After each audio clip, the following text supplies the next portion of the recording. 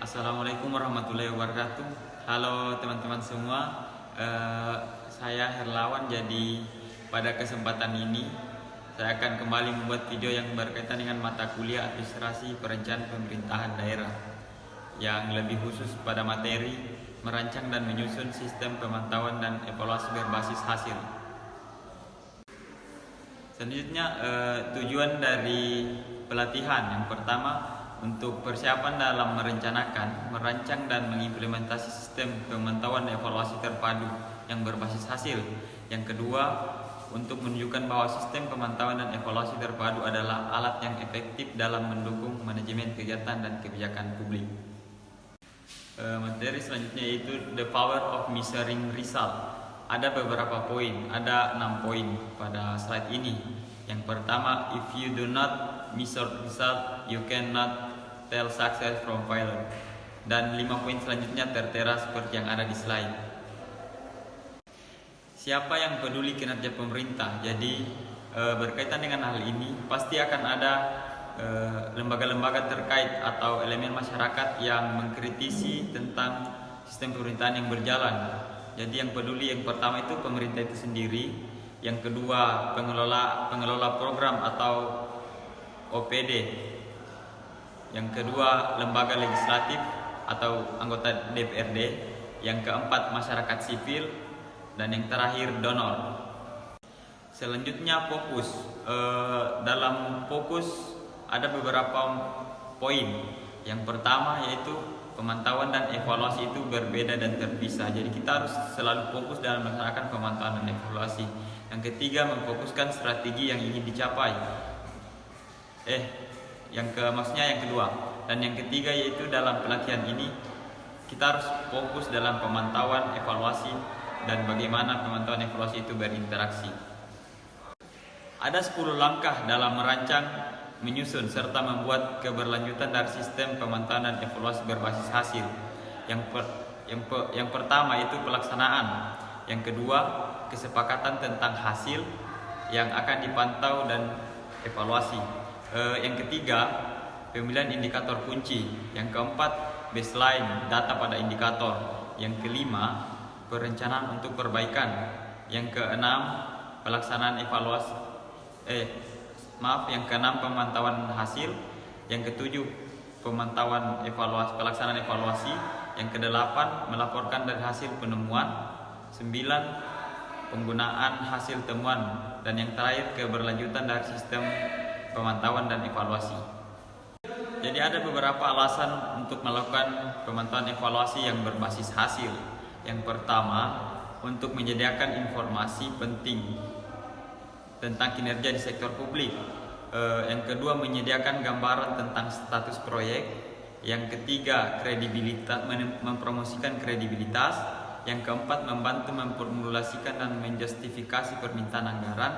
Dan yang kelima, mengidentifikasi potensi dari program yang menjanjikan.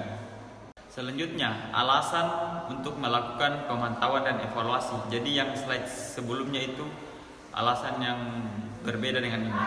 Jadi yang pertama itu memfokuskan perhatian terhadap pencapaian hasil. Yang kedua, menyediakan secara rutin informasi. Yang ketiga, membantu menginisiasikan pencapaian tujuan dan objektif. Yang keempat, mengelola untuk mengidentifikasi dan mengambil tindak dalam memperbaiki kekurangan. Dan yang terakhir, mendukung agenda pembangunan kepada prinsip pelaksanaan akuntabilitas yang lebih baik. Untuk menjadi perhatian, dibutuhkan komitmen dari kepemimpinan dalam mencapai kinerja organisasi pemerintahan daerah yang lebih baik. Selanjutnya ditambah dengan mengalokasikan sumber daya dan membangun sistem. Yang ketiga, ditambah sumber daya yang berkomitmen dalam meningkatkan performa sektor publik. Jadi itu beberapa poin yang harus diperhatikan dalam pemantauan evaluasi berbasis hasil. Setelah membahas beberapa materi, muncul pertanyaan seperti yang tertera di slide. Jadi untuk menjawabnya, kita akan membahas materi selanjutnya. Untuk menjawab dari pertanyaan sebelumnya, jadi kita harus mencari dulu apa definisi dari pemantauan. Pemantauan berbasis hasil yang selanjutnya, pemantauan adalah proses berkelanjutan dalam mengumpulkan dan menganalisa informasi untuk membandingkan bagaimana kinerja proyek, program atau kebijakan pada apa yang diharapkan atau direncanakan. Aktivitas utama yang membutuhkan pemantauan yang pertama, setiap proyek, program atau kebijakan yang menggunakan sumber daya publik. Jadi itu harus dipantau. Yang kedua, beberapa aktivitas utama dalam proyek, program, kebijakan publik yang perlu informasi pemantauan. Ada 4 poin seperti yang tertera pada slide. Pendekatan baru dalam pemantauan. Ada 3 poin. Yang pertama, pemantauan tradisional berfokus pada implementasi monitoring. Pendekatan yang kedua, pemantauan berbasis hasil mencakup pengumpulan informasi bagaimana kinerja pemerintah yang efektif. Pendekatan yang ketiga, pemantauan berbasis hasil menunjukkan jika proyek, program, atau kebijakan mencapai tujuannya. Materi ini pemantauan berbasis hasil. Jadi ada strukturnya atau ada langkahnya, yaitu dari goal atau tujuan ke outcomes, output, activities, dan input, dan dijelaskan secara rinci seperti yang ada di slide pada materi ini. Selanjutnya, studi kasus pemantauan atau oral rehydration therapy, disingkat OTR. Jadi goal seperti slide sebelumnya masih sama dengan strukturnya. Jadi tujuannya itu dijelaskan tingkat kematian dan kesakitan anak turun. Outcome-nya meningkatnya ORT dalam upaya untuk mengatasi kasus diare. Output meningkatnya pengetahuan dan akses ibu pada ORT. Activities kampanye melalui media untuk melatih mendidik ibu dan tenaga kesehatan tentang ORT. Inputnya dana, persediaan ORT relatif, dan lain-lain. Contoh dari pemantauan hasil dengan skema proyek, program, dan kebijakan. Jadi dari pemantauan kebijakan di sini membandingkan kesehatan anak dan pendidikan anak perempuan. Jadi proyeknya turunnya tingkat kematian bayi itu karena itu merupakan program dari kebijakan yang diambil oleh pemerintah. Pendidikan anak perempuan, naiknya capaian pendidikan anak perempuan. Selanjutnya ada 3 poin seperti yang dijelaskan dalam slide. Definisi evaluasi. Evaluasi berbasis hasil merupakan penilaian dari kegiatan yang telah direncanakan, sedang berlangsung, atau telah dilaksanakan untuk menilai relevansi, efisiensi, efektivitas, dampak, dan keberlangsungannya. Yang kedua, tujuan dari evaluasi untuk mendapatkan lesson learned ke dalam proses pengambilan keputusan. Dalam cakupan evaluasi akan muncul pertanyaan mengapa, bagaimana, dan selanjutnya.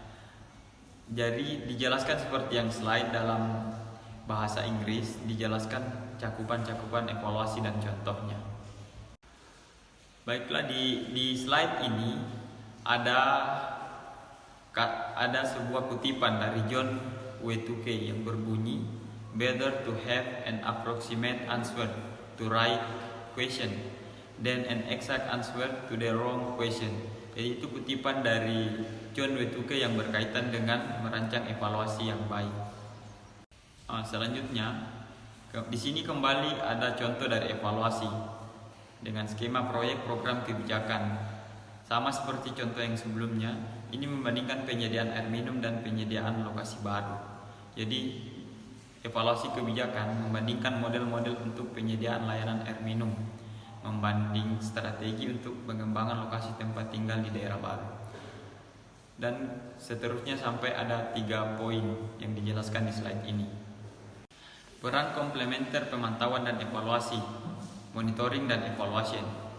Monitoring menjelaskan tujuan dari program, sedangkan evaluasi menganalisa mengapa hasil bisa dicapai atau tidak bisa dicapai. Selanjutnya, monitoring mengkaitkan aktivitas dan sumber dayanya dengan tujuan, sedangkan evaluation menilai efektivitas dari masing-masing aktivitas terhadap program. Yang selanjutnya dari monitoring menunjukkan tujuan menjadi kinerja pelaksanaan dan target. Evaluation mengkaji proses pelaksanaan. Dari monitoring, poin keempat pada monitoring, secara reguler mengumpulkan data dari indikator tersebut, membandingkan hasil dan target. Sedangkan dari evaluasi mengeksplorasi potensi dampak sampingan. Poin terakhir dari monitoring, melaporkan kemajuan dan masalah pada pengelolaan program. Sedangkan dari evaluation menyediakan informasi pembelajaran, capaian dan penjelasan terkait serta menawarkan rekomendasi. Jadi kesimpulan pada materi ini, yang pertama, pemantauan dan evaluasi sering dilihat sebagai dua hal yang terpisah padahal memiliki fungsi yang berkaitan. Yang kedua, masing-masing memiliki jenis informasi dan kinerja yang berbeda-beda. Yang ketiga, pemantauan evaluasi keduanya dibutuhkan agar dapat mengatur implementasi kebijakan program proyek dengan lebih baik.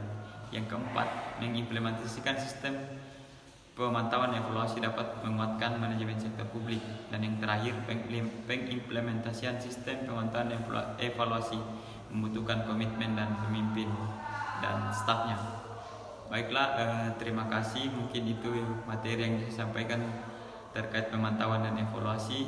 Semoga bermanfaat untuk kita semua. Assalamualaikum warahmatullahi wabarakatuh. Salam sejahtera untuk kita semua. Terima kasih.